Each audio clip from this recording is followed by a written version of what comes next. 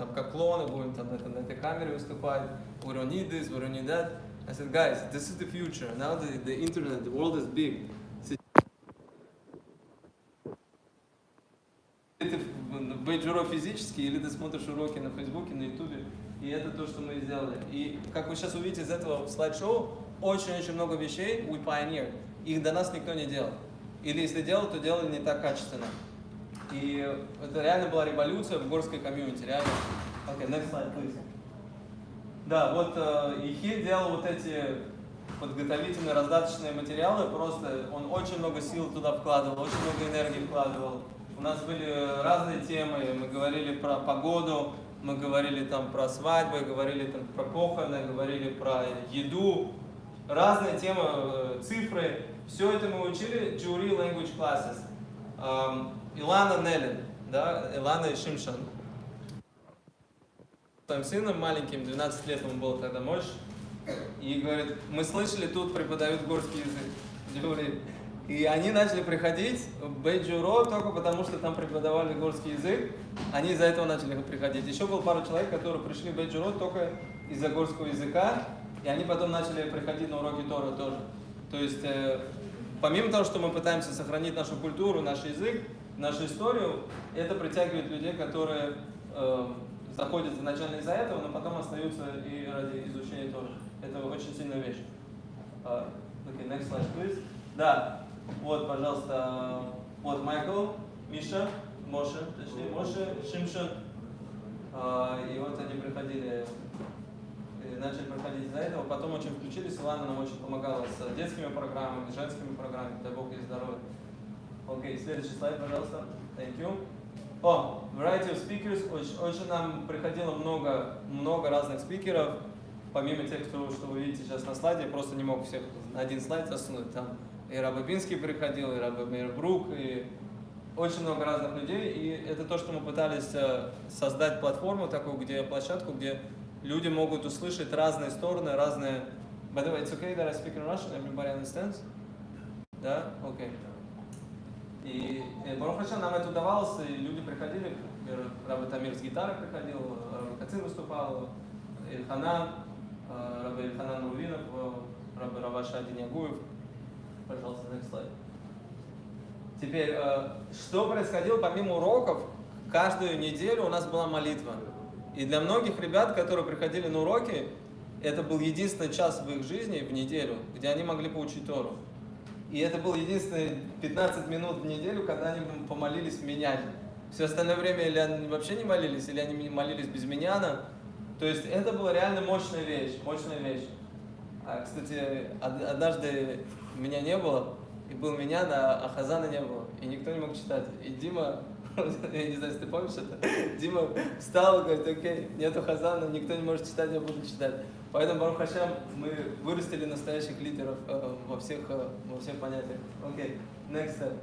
Все, потом понеслось, начались events. Events, это был самый наш первый event, это барбекю, мы поехали на Seven Lakes, сделали шашлык, поиграли в футбол, было очень-очень классно. Ребята не могут поехать на природу и не взять с собой шешбеш, конечно же, это без этого никуда. Поехали дальше. Пошли на другие ивенты. Второй у нас ивент был Моци Шаббат, Мила Малка, Слихот. То есть мы в субботу ночью между Рош ха-Шана и Йом-Кипуром мы собрались у Рабби Фарки там, сделали Мила Малку и потом сделали Слихот, полночь. Этот ивент, он стал просто iconic, да? То есть мы каждый год его продолжали делать с 2014 года, и он с каждым годом все больше и больше. Последний год мы тут собирались, наверное, человек 80 было. Это реально. А первый год мы когда собирались, я не знал, если вообще миньян будет. До последнего не знал. Когда Алик с ребятами пришел, они, не помню, откуда они шли, с какого-то мероприятия, Алик Ашуров. И он их всех зазвал и говорит, ребята, пойдемте помолимся, и у нас был миньян. Слава Богу, у нас был миньян. Okay. Потом начали приходить Саша Израилов, Дима, Джозеф, в общем, Шимшон с Иланой, Айзек. Начали подходить ребята, которые до этого не ходили, они начали ходить недавно до этого. И они сказали, давайте сделаем что-то такое побольше. И мы сделали вот это Hanukkah Party, это был самый наш большой на тот момент ивент, человек 50, наверное. Это был 2014 год. Знаете, это 10 лет назад. Я вам хочу проиграть ролик, которым вот с того ивента был. Здравствуйте, Голубь. Здравствуйте, Okay. Шалом. How do I need to bring this on the big screen. In interactive form.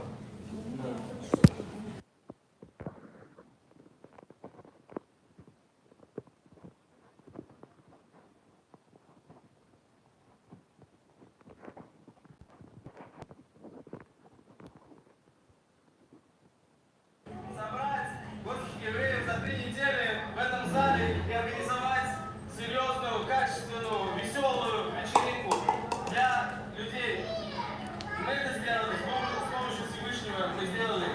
У нас есть vision, у нас есть, так сказать, цель построить еще одну горскую общину, чтобы люди, которые живут далеко от Америки, чтобы они могли собираться поближе где-то тут, рядом со своими домами, чтобы они могли пешком пройти в шаббат, чтобы они могли прийти на уроки, чтобы они могли отпраздновать праздники, чтобы они могли создать такое место, которое они могут назвать своим. У нас есть эта цель, у нас есть этот визион, у нас есть эта мечта. И может быть сейчас она может не кажется такой возможной. Потихоньку мы сделаем все, что зависит от нас, и Всевышний совершит для нас чудо. Лихаем за начало. Прекрасный старт, прекрасное начало. Перед нами стояла невозможная задача собрать горских евреев за 3 недели в этом зале и организовать. В общем, вот это было 10 лет назад. Это была просто мечта. Вот то, что мы сейчас здесь сидим, это мечта, которая воплотилась. Представьте, 10 лет назад это было, я составил смету, да, put together proposal, бюджет Бейджуро в 2014 году был 10 тысяч в год. И то у меня этих денег не было, Изи мне принес $1000. Он говорит, слушай, я сейчас погружен полностью в карьеру, но я с тобой, я с тобой. Вот это был самый большой донейшн мой на первое течение 2 лет, наверное. И на эти $1000 мы целый год прожили. Вот реально, вот до этой Хануки мы начали где-то в апреле. В основном ужины кто-то спонсировал, все остальное было на добровольных началах. И эти $1000 мы растянули на целый год. Да, то есть, но сейчас бюджет Бейджуро, если я не знаю, если вы видели, 400 тысяч в год. Это бюджет. Представляете, что за 10 лет какая революция произошла? Что произошло? У нас был vision, у нас был просто, there was nothing except the dream. We had the dream to have our own place where we could get together, celebrate on a regular basis, keep Shabbat, celebrate each other's life occasions. It was nothing. And now we have something so tangible, so beautiful. Это просто невероятно. I just want you to feel the magnitude. Чтобы вы понимали, что мы сейчас сидим, тут вот этот бабл называется чудо. Это nothing less than that. Очень много sweat and tears, сюда зашло много пота, много сил, много слез. Но это, Барух Хашем, с Божьей помощью это произошло. Окей, следующий слайд, пожалуйста. Потом был у нас Pesach party. Pesach party, I want you to understand, что Бейджуро, по крайней мере на тот момент, я думаю, что на сегодняшний день symbolized unity in the community. Да? То есть оно объединяло и новое поколение, и старое поколение, люди, которые были приобщены уже много лет, которые много лет соблюдали, и Ромбом, и Виталик, и многие другие, Рахмель, которые уже много лет в общении, и многие люди, которые не соблюдали, которые только-только начинали приближаться, и когда у нас были events, эти events объединяли очень многие разные поколения. Okay, next slide, please. Okay, can you press play? This is actually a video.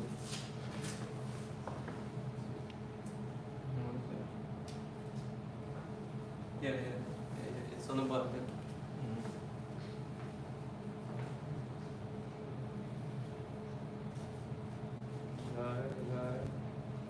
Here we go.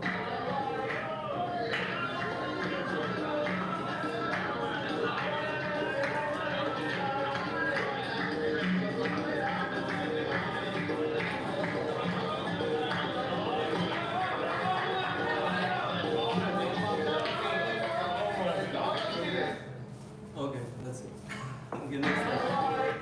Thank you.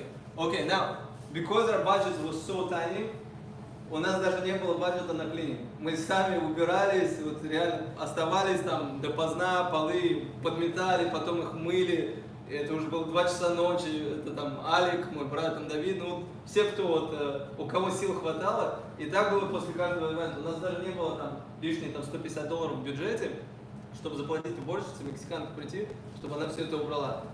I want you to understand how this organization was running for years. No budget, on volunteers, and everything worked out, Baruch Hashem. Okay, next slide. Потом пошли женские events. Да, были очень-очень разные events, уроки для женщин, разные мастер-классы. Next slide, please. Halabakes. Некоторые мы events сделали у Раба Пархи, некоторые мы делали в Табуши. Да, следующий. Потом появился проект Power Up Thursdays. Power Up Thursdays, это, то есть до сих пор у нас все events были на русском языке, да, ну в основном. Потом у нас было очень-очень много молодежи, которые нужно было engage, нужно было их вовлекать. Они многие из них понимали на русском, но it wasn't their first language. Нужен был англоязычный молодой рабай. И я привлек своего друга Рабури Нахум, мы вместе учились в Ешиве когда-то. Несколько раз он проходил как guest speaker на Горский Wednesday, и ребятам очень понравился, мы его подключили. Каждый четверг он давал уроки, вот для ребят где-то по 40 минут, час он давал уроки, был ужин, а потом умер парень, застрелили парня на Ocean Park, если вы помните. Как его звали? Натик. Его звали Натик. И после Натика очень многие, как это, из shook up the community, да, очень многие ребята, особенно молодые. И мы хотели сделать что-то такое, чтобы не просто дать ребятам Тору, а дать им еще как бы role models, людей, которые будут для них модели для поведения, кто успешный в жизни, кто смогли построить бизнес или построить карьеру успешную. И помимо уроков Раби Нахума мы приглашали разных entrepreneurs, предпринимателей, приглашали специалистов разных, и финансистов, и бухгалтеров, и врачей. И они приходили и рассказывали про свой жизненный путь, как у них тоже не все так было гладко в начале. И a lot of guys got inspired, some guys built together businesses, they got introduced in Beijing Road, they met each other. Some guys got internships and jobs. It was a very, very important project for young people to get a sense of community. Они вместе почувствовали, что мы братья, мы тут одно целое. И они также вдохновлялись. Okay, next slide, please. Да, вот один из этих, вот Игорь Гаврилов, он тогда, по-моему, работал в Ситибанке, приходил и рассказывал про свою карьеру, до этого там был Бенни. Бенни, тогда у него был кейтеринг-холл Шарай Цион. Я помню, он до сих пор сказал, он говорит, тут только рент больше $1 миллиона в год. Представляешь, это какие обороты должны быть? Я was so proud. Я говорю, наш горский еврей кормит всю сирийскую общину. You know, I was like such a pride. Так было приятно послушать. И шалом. Потом мы начали делать уроки для девочек. Ladies first. Это тоже была революция, потому что уроки для женщин были, но они не были постоянные. А тут мы сделали уроки именно для молодых девушек, и они были на английском языке, и они были consistent. То есть раз в неделю они приходили, they felt like at home, they felt this is their place, and a lot of girls from this class became our backbone of the women wing, if you want to say, девушки, которые были volunteers, они из этих уроков вышли. Эрика, Полина, Грета и многие-многие другие девушки, которые приходили на эти уроки, они начали потом подключаться и других девушек подключать. И когда мы делали events для singles, они очень большую роль сыграли в этих мероприятиях. Да, please. That was actually our first town hall meeting. What? To start the women's class, we had a town hall meeting, and I believe Yosef Azaria was the he gave the highest pledge, $2,000. And then we went to start the girls' class, and then a bunch of people raised also, and that was the first town hall meeting. To start the women's class. Yeah. I don't even remember this. Amazing. Thank you for bringing this up. Yeah. Speaking of the singles events, это тоже в общении singles events сделали, но not on this scale. Да, то есть то, что мы смогли сделать, это было тоже своего рода революция. Первый раз мы закрыли Jerusalem Steakhouse, Потом мы сняли хука-бар, полностью там занесли туда кошерную еду, взяли диджея, развлекали, это entertainment, у нас был фокусник, ну было очень-очень прикольно. И мы создали такую неформальную обстановку, где молодежь, особенно которые с нерелигиозных кругов, могли зайти, себя почувствовать очень комфортно, пообщаться. И много шедухов вышло из этих мероприятий, из вообще из Бейджуро. Okay? Теперь cultural events. Я хочу сказать, что, again, Бейджуро pioneered a lot of stuff. То, что вообще до этого не делали, например, Шешбеш Tournament. До этого никогда никто это не делал, насколько я знаю. И где-то человек 60-70 у нас собрался на этот турнир по нардам. И вот эта фотография для меня очень много говорит. То есть мы смогли создать такое мероприятие, где человек, который родился, вырос на Кавказе, со своим внуком, который родился и вырос здесь, в Нью-Йорке, они могут найти что-то общее и connect to each other, да? И это, for me, was very meaningful. Вообще люди пришли, я не знаю, не помню, сколько человек одел филин на это мероприятие. Человек 7-8, наверное, минимум. Потом те, кто не хотели играть в нарды, просто пришли потусить, у нас был урок, минут 40 мы аллахот учили. То есть это было потрясающее мероприятие. Приехали бухарские евреи из Квинса, приехало, не знаю, человек 5, наверное, со своими досками очень красивыми. It was a beautiful event. Another event was an evening dedicated in memory of Заур Гилалов. Заур Гилалов, он был предприниматель, он был филантропист, он очень много делал для еврейского горских евреев, и он основал Международный конгресс горских евреев. Да, то есть, и его убили, он молодой совсем был парень, в Москве его убили, и у нас был вечер, посвященный его памяти. Потом, каждый год мы делаем фестиваль, посвященный горскому языку. Тут он проходит по всему миру в онлайн режиме. Тут у нас собирается делегация. Да, то есть, опять же, до этого в Нью-Йорке это никто не делал, и we're very proud to be part of it вместе с Мэгги и другими общинами по всему миру. Okay, please, next slide. Thank you very much. Теперь у Барух Хашем у нас сейчас есть огромное место. Каждый раз, когда мы хотим сделать мероприятие, нам не нужно просить разрешения у 10 человек, спрашивать, координировать. У нас мы просто захотели сделать мероприятие, мы его делаем. Захотела Рабанит Нелли Ивдаев приехать, дать урок с удовольствием. Захотел Ицхак Пинтусевич дать урок с удовольствием.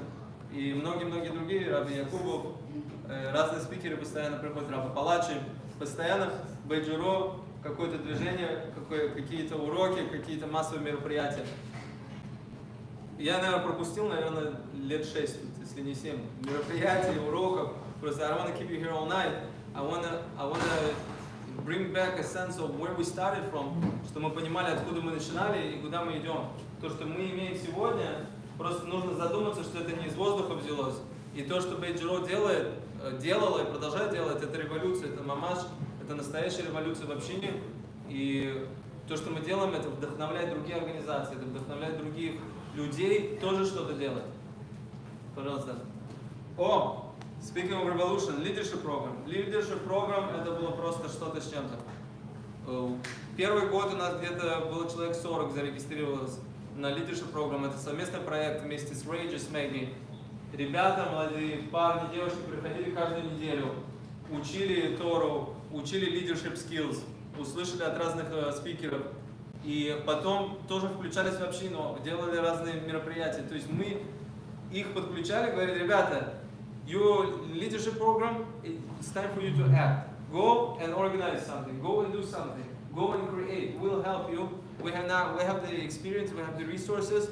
We have the marketing power. We'll enable you to do it. И это то, что они делали. Потом последний, we did 3 rounds of this leadership program. The last round, последний раз больше 100 человек зарегистрировалось. Не все, not everybody qualified. 70 человек мы приняли. И вы знаете, вот внизу вот были уроки, какая энергия. Ты заходишь, там молодежь.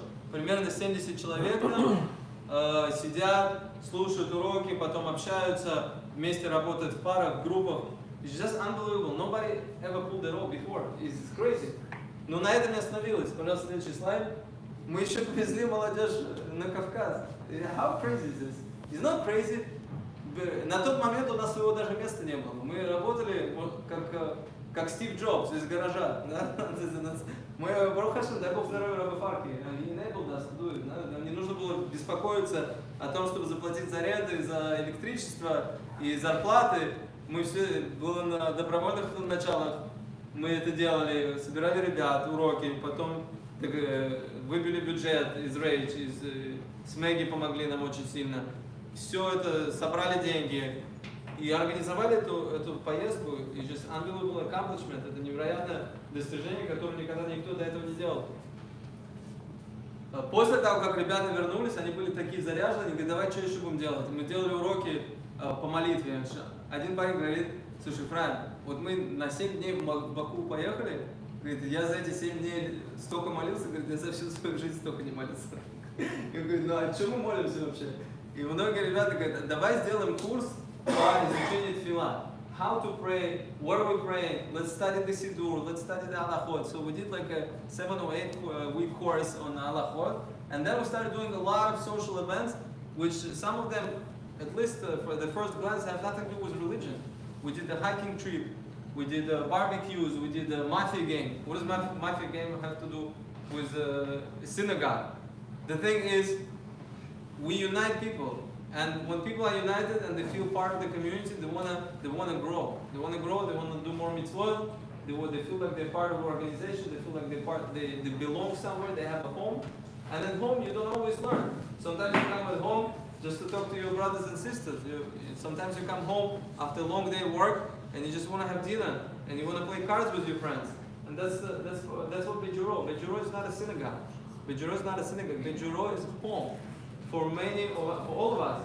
Bejuro is home for all of us. And at home, again, there's different ways you connect at home. Not just through Torah study, not just through prayer, although this is a very, very important part of who we are. Oh, so a lot of people met at Bejuro, or through Bejuro, Shidduchim, Diana, Nisan and Diana, met in Bejuro, Erica and Sevi met at Bejuro, Shabbaton, Jan and what's the name of? Sharon, thank you very much. Jan and Sharon. Okay, and many others. Greta and Stasik met at Bejuro town hall meeting. Who else? Just right now we had a wedding. Moshe Sasunov and Natalie. They met at Bejuro last year at the Omer party. I don't know, you can go on and on. А? Исай, пожалуйста. Нашел нашу девочку. Барух Хашем, многие. Окей. А кто здесь не познакомились, они здесь шабуты делают. Нормально, тоже хорошо. Okay, so a lot has been accomplished. This is easy. You wanna take over? You wanna tell us? Yes. If not now, then when? So this is where we are, Baruch Hashem. The last 10 years have been very fruitful, very productive, very accomplishing. There's a lot of work that's been done behind the scenes, listen, no shul is perfect, My friend Ravashi, he says like this. I said, Ravashi, why you go to this shul? He said, Ephraim, let me tell you something. No shul is perfect. Идеальной синагоги нету. You just pick a shul that you like and you make it your shul. Okay, did we make any mistakes along the way? Yes, we made a lot of mistakes. Some people got insulted, кто-то обиделся по дороге. К сожалению, ситуация не всегда идеальная. I'm not gonna hide. Были моменты, какие-то недопонимания, какие-то обиды, что-то было, конечно. И очень часто это происходило неосознанно, да, не специально. Но we are where we are, and this is your home, this is your shul, and I think every year it's getting better and better. And with your help, what's the point of town hall meetings? Зачем мы сегодня здесь собрались? We want to hear from you. Мы хотим услышать от вас, как мы можем сделать эту организацию еще лучше, как мы можем вместе с вами создать приятное, светлое, продуктивное будущее для нашей общины, где все будут расти, где все будут развиваться, где не будет такой ситуации, когда парень из нашей общины или девушка из нашей общины ассимилировалась или ушел от своего народа. Мы хотим создать такое место, которое будет магнитом вместе с вами, чтобы каждый из вас чувствовал, что это мой дом, и чувствовал, что I'm a part of it. Easy, please. Thank you. I didn't realize I'll be speaking at this point. Okay, so I'm going to speak in English. I'll try to do a little bit of Russian. Some people requested. We're passing out a pamphlet over here, and in the pamphlet, it's going to tell you a little bit about the history, about where we are now and where we're going. As you all know, 3 years ago, we took a big risk getting this place. For those of you who don't know, even back, the way Beit Juro, as Rabbi mentioned, the way Beit Juro has been always functioned, we did things before we had the money, before we had the resources. A group of people came together and they decided, let's do it, and then with Hashem's help, we'll find a way to make it succeed. You know, a couple of weeks ago, I heard something that was changed the way I look at life. You know, whenever anyone does a mitzvah, you know, you get rewarded for it. But they say that most of the rewards, I heard that the rewards we get today is not because of the mitzvot that we make, it's because of the mitzvot our grandparents made. It's an opinion. And it changed the way I do everything. Because now I think that, you know, it's one thing when you sleep in, okay, you sleep in. But if you know that you're sleeping in, or that if you're not doing something, or if you're not helping, if you're not doing chesed, it's going to affect the next person, your grandchildren, it may change the way I think about it in general. Anyway, that being said, right now we came into a point where we were approached by the landlord, as many have heard, and the landlord said that if we do not buy the building, he has a buyer. If we do not buy the building, then we have to move on. In here, there's answers to these questions, but You want this next slide? yeah. So basically, the purchase price, he said, was $2.5 million. We had to match it. We tried reaching out to, oh, go ahead. Next. Here we go. Okay. Yeah, thank you. Do you want So- this? Everything else is there also. Okay. So basically, our goal was to raise $2.5 million. Many thought we wouldn't be able to pull it off. But once again, we decided that if we take a risk, Hashem will help. And we spent the last 6 months to try and find ways. There's always the first few people who jump in. There's the people who are nervous and come in later. And I want to say that if it wasn't for the whole community pitching, we wouldn't be where we are today.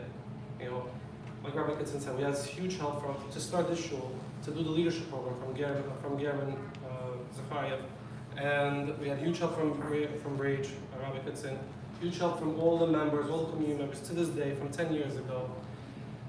And as you can see, we went from Avenue S to this shul right here. And in a matter of months, we could be exactly where we saw earlier. We could have a whole new building. We could expand. And over the next few days, we have only a week left to close the building. And there's been a lot of questions people have asked, and I'm going to address a few of those questions, and then I'll let other people ask those questions as well. So one of the questions that many people ask is, how are we going to raise the money? So one of the ways is we started a donor wall for those who want to be a part of it, and then that donor wall is going to last for a long time, for generations, forever, hopefully. Here's the donor wall. Next page. Please. Here, donor wall, here. So there's a donor wall. This is probably the first donor wall that we have in the community that's probably going to last, hopefully, forever. This will be something your grandkids could see, your great-grandkids see, and it'll be up in the lobby, and every person could be a part of it. I know that the start over here, it's $1,800, and you don't have to pay it all up front. I know not always people could do it right away. There are payment plans. There's someone who said that he'll match any donation. Another thing I wanted to mention, that we decided to get a loan. So we found a lender that's gonna help us close. He said he's gonna try to give us up to $1.25 million. I think you go back a slide. Oh, down, I'm sorry, next one. Okay, so basically these are 3 ways we're gonna raise. We're gonna do a fundraising campaign. So we raised already $500,000, which is probably the largest fundraiser yet in the community. We also got up loans from a few different people at different rates, at different terms, $300,000, $500,000. So far, it's only $1.25 million. If someone wants to give a loan to the organization, they can reach out as well. And then also, we're also offering anyone who wants, if anyone here has $1 million, or a little more $1 million, they won't put their name in the wall, you're welcome to that as well. And am I missing anything in terms of the fundraiser? Guys, but if anyone has questions, you can jump in anytime. Yes, please. So what are the terms of the loan, the $1 million loan? What is it like balloon repayment? What So is the it's a 1-year term balloon repayment, and the lenders will have different terms. That's something that, I mean, we have to look, we're still negotiating until the closing. But how are we gonna afford the balloon repayment? So believe it or not, and most people, our rent is almost $12,000. It's a miracle that we're here today. Thank God we have very generous donors. On top of that, there's also a tenant here who's paying another $2,500. There's also a lot of benefits that nonprofits have that we don't have because we don't own the building. For example, we don't have to pay sanitation. We save taxes on utility bills. So really, real estate tax? Yeah, real estate taxes. So $15,000 we save right then and there. That's a month. Yeah. So that's how we're gonna end up. And over the next 6 months, we're gonna see if we can refinance with a longer term loan, or if the community pitches in, maybe we'll pay off the loan in total, completely. Yeah. Anything else? Specifically? No? Okay. Anyway, the last thing I want to mention, I know that many times there are questions and people don't feel comfortable asking. There are a lot of people here who are involved, and if you want to ask, you're also always welcome to reach out. Many times people have their own opinions or they hear rumors, most of the time which are not true, and you guys are welcome to reach out anytime and ask. Anything else? Huh? Yeah.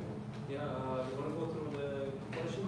First of all, go back okay. this a little bit. Okay, so I'll go through the questions. You wanna go through- Let's show them the renderings. Want to show them the renderings? Yeah. Okay, we'll go from the beginning. Go down? Okay. Yeah. So one of the inconveniences of the shul, because we have a lobby on this side, we lose a lot of seats. So we'll be able to add 700 to 800 square feet, doubling our occupancy of the shul by knocking down this whole area. So on Yom Kippur we'll have double the amount of seats. On holidays, events, Shabbat Chatans, we have in 2 weeks we have 2 Shabbat Chatans. So it's gonna be pretty bad Shabbat. So this is again the shul. Go ahead. Next one. Now that we own the basement, we'll be able to make certain upgrades because we've realized that there are inefficiencies and inconveniences in the basement as well. Another huge benefit that we're hoping to do, we'll have a backyard that we completely control. And we've had to pay rent to certain neighbors to use the basement, it's a backyard. And this is just Sukkot.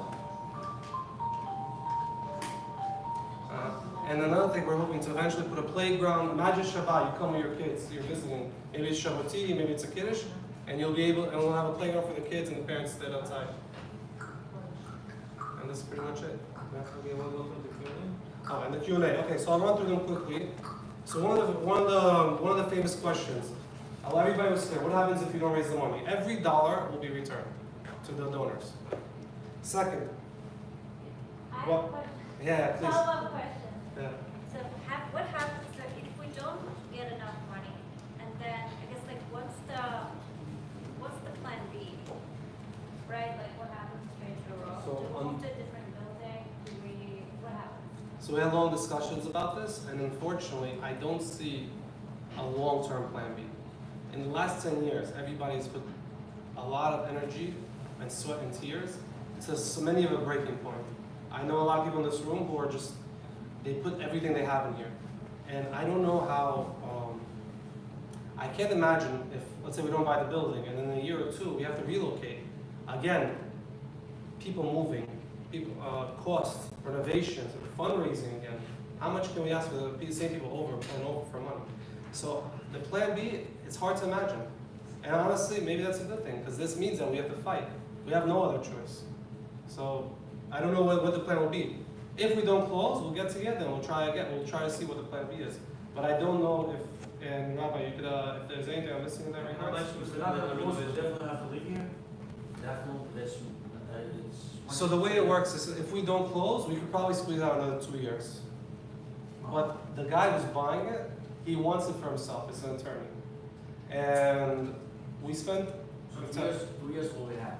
we have, but then again, I don't know how many people want to invest. Remember, our overhead here is about 25, just the rent alone is 12, 13,000. Of course. If you have a vision, a goal in mind, then you feel comfortable, then you're fighting for something.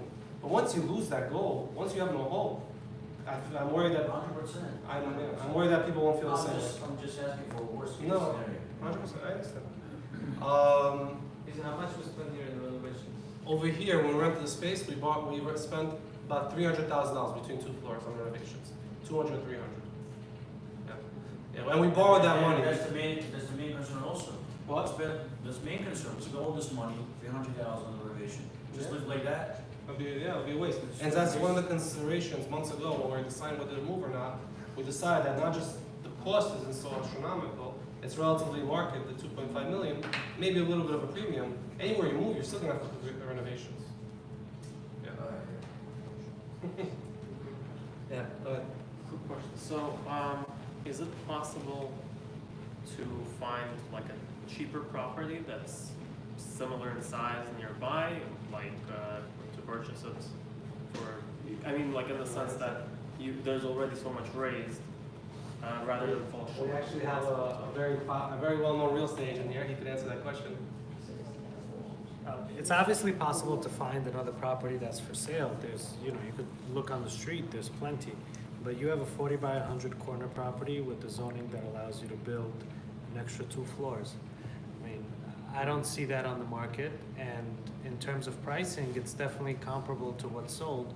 An attached property across the street with higher taxes sold for 1.8 or 1.9, and that was 2-3 years ago when the rates were low. So now, to get a corner and to have it vacant, which is, anybody who's gonna buy this will have that option, it's gonna fetch that number, and there's nothing comparable on the market. Thank you. So also like there's like a synagogue places like throughout New York which like a space like in synagogues. So like if we can like rent this place there and it can work out.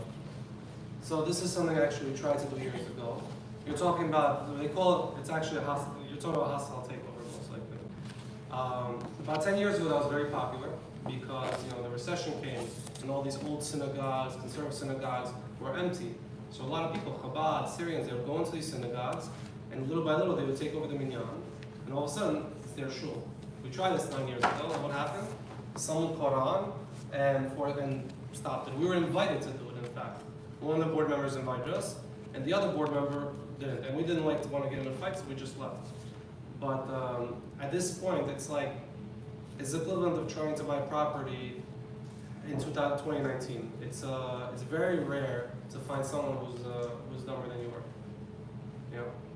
I don't know if that's the right wording. Yeah. But why not keep raising money for the next 2 years, right?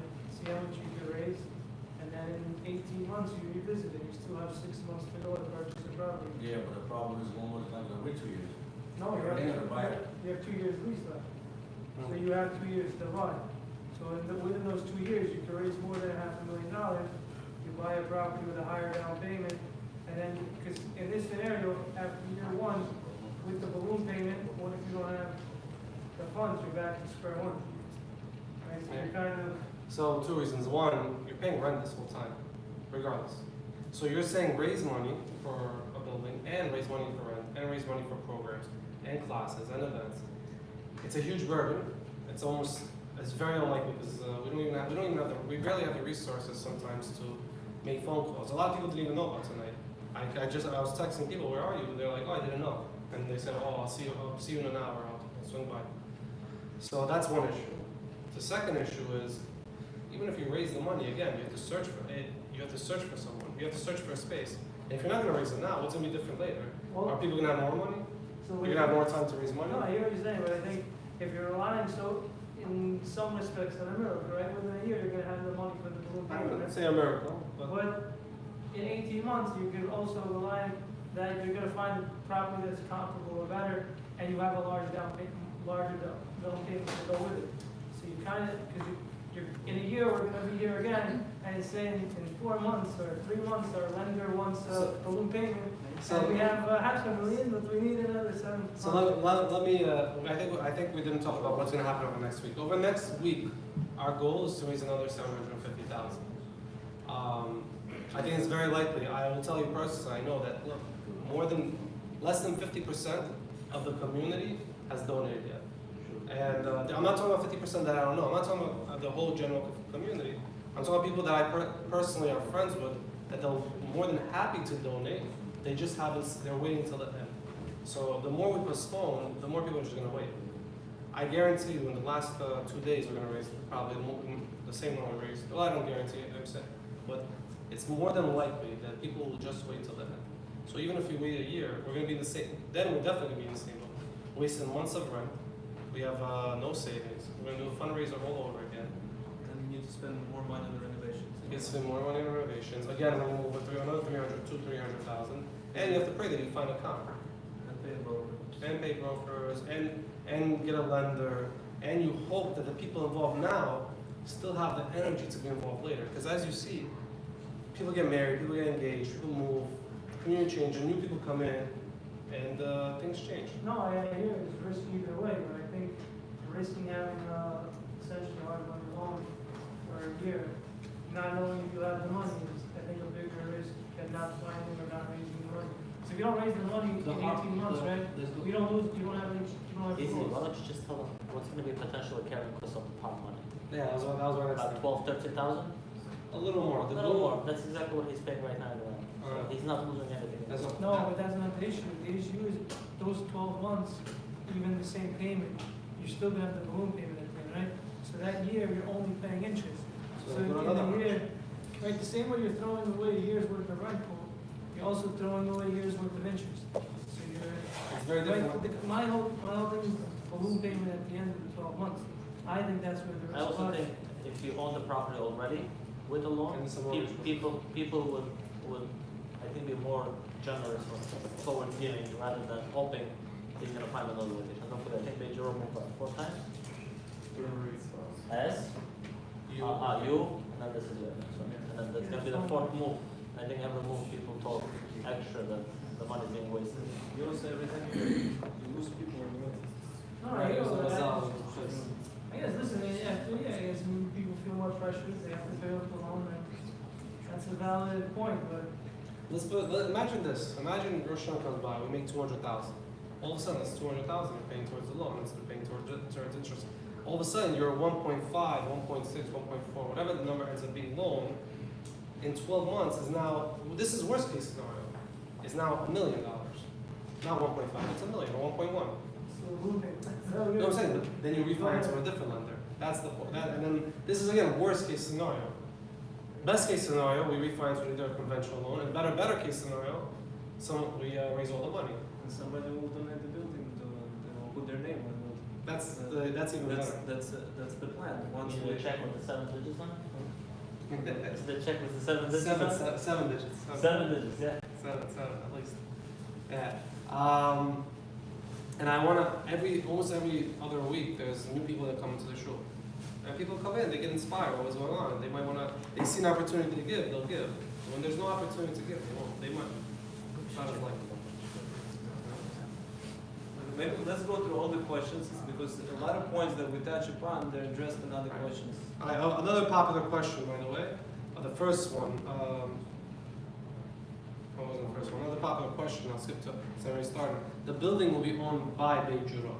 It's a very important concept because right away we save money on property taxes.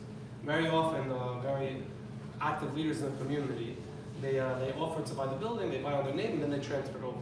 Here, from day one, with the type of mortgage we're getting, we're able to put it under Beit Juro's name, which right away will give us the power to the people. And I think this was asked earlier, why isn't a traditional mortgage utilized? I'll just reiterate. One of the reasons why we can get a traditional mortgage, you need a personal guarantor that's worth millions. I had one bank say, for every million we give you, we have to have $1 million liquid in the bank. And I see that there's a banker here, he could probably attest to that. Roma, do you know any banks that lend to nonprofits? Definitely not. No. Okay. Most of these decisions were made with professionals in the field. Dennis, Roman, a few other people, or real estate brokers, mortgage brokers, people who work in nonprofits, lawyers, Lakala. How do you plan on raising such a large amount? We mentioned donor roll, private loans, and hopefully maybe a big donor, named donor. How you make the loan payments? We mentioned that instead of paying rent, we're paying towards the mortgage payments. every time Rosh Hashanah and Kippur comes around, going towards mortgage payments. December 31st, someone made too much money. Sometimes they get lucky, they send money right then and there. Aliyot on Shabbat, a lot of this money goes towards mortgage payments. It'll get, why can't we keep renting? I think we had an in-depth discussion about this already. Why don't we look for another space? I think we also touched upon it as well. Unless there was a specific question I didn't answer. No? What? Oh, thanks to Albert, we also now accept Bitcoin. So anyone who has Bitcoin and they don't want to sell because they don't want the high taxes, if you have a Bitcoin you bought years ago, show me a Bitcoin, I'll give you a nice tax deductible receipt. I lost the pin to my wallet, so. Guys, I think another factor we have to consider, which Izzy didn't emphasize a lot, is the human factor.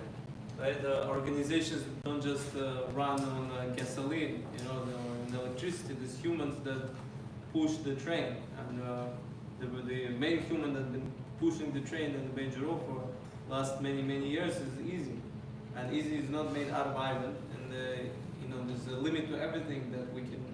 The amount of energy we could do, the amount of time we can sacrifice, the amount of time we can take away from our family, from our business. There's a limit to everything, and just to perpetuate this agony of renting and moving from place to place, it's not a sustainable model for a person that is running the organization, and that's something we have to keep in mind. That we're not here forever to keep making the sacrifice. It has to. If there's there's a light at the end of the tunnel, you can push forward. But if it perpetuates endlessly, then it's very hard to bear mentally.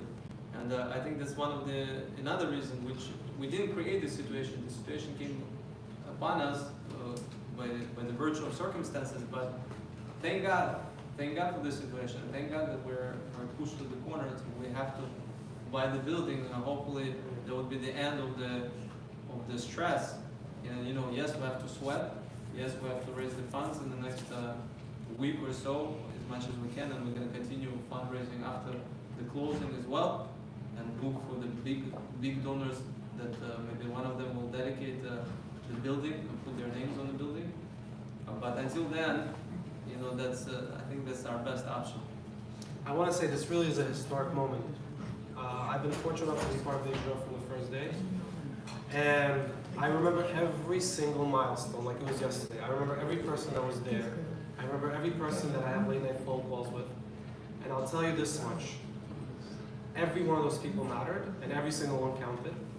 Over the next week will be, I don't know if it's a make it or break it point, but it is monumental, not just to Beit Jura, but the whole Kafkazi community. It will show the strength of our community. It will also show the endurance and velocity. I think that right now, over the next 5 days, we could do something that will just change, not just for us, for our children and our grandchildren, the whole community. If each person calls 10 people, if each person in this room calls 10 people, I guarantee you that's at least 100,000. Just in this room, maybe even 200-300. All of us have people who are more affluent than others, and all of us have friends who are not even Gorski that are more than happy to give $36 a month. I mean, $36. You call, can I have $36? Can I have $18? I am hoping that each family is able to give $1,800. And there is one donor who's interest-free, gonna match anyone who wants a payment plan. If every person, over the next 5 days, we're gonna be launching a huge fundraiser. I'll be taking off from work, or my friend will be taking off from work. And for 3 days straight, we'll be calling every person in the community. We're also hoping people have time off. We'll spend 2-3 hours coming in. We're gonna set computers up. We're gonna start a telethon. And there's gonna be constant social media blast. It's gonna be heard of not just here. It's gonna be heard of in Queens, in the Syrian community, in Moscow, all over the world possibly. Because this will be what propels the community. After us, there's gonna be a different organization that comes about that will only help our community. The goal is not just to grow Beit Jura, it's to grow the community as a whole, and Mizrat Hashem will get there together. Man. Yes? You mentioned the rent is 14,000, right? 12 to 14, yeah, 12,000. If by having $500,000, if you buy with this amount, what's going to be mortgage? So right now it's about, that's what we're saying, it's approximately, it's similar. It's not too far off, it's almost identical. Because we also have a tenant, In total, it's 15,000. We do not, but we are lucky that we found a lender that's gonna give us the exact amount we need. Usually when you get a lender, they say, okay, this is the amount you're getting. You're getting 1.4 million, 1.5 million, and done. So in this case, 1.5 all million. other versions is not, you don't need. If the rent is the same like a mortgage, even with this amount already. Oh no, with this amount, no, it's gonna be much more. Much We need, about $900,000 to make it 15,000. How much? Close to 900,000. 100, 900 approximately. 900. And we're close. We're close. Guys, in the next 3 days, you'll see that number from. It was 460 yesterday. It went to 550 today. That's $100,000 in a matter of 3 days. I mean, granted, most of it came from one guy, and God bless him. His name, he's asked to be anonymous for the next few days. But over the next 3 days, you'll see that number go from 550, and with God's help, it'll go to 750 and maybe higher. Amen. If everyone involved, and we can only do this together. So which day is the fundraiser? The fundraiser starts to Ba'av, Sunday night. Sunday. Sunday night, Monday night, Tuesday night, Wednesday night, we will all be in this room. And I hope you guys join us. You're gonna have people here all day. All day, yes. From 5 p.m. and over. Is there like a form where people can fill out? Oh yeah, we're gonna pass out forms for everyone to fill out on the way out to see what they want, how they want to be involved. Thank you. All right. Is anybody interested in staying for Arabic?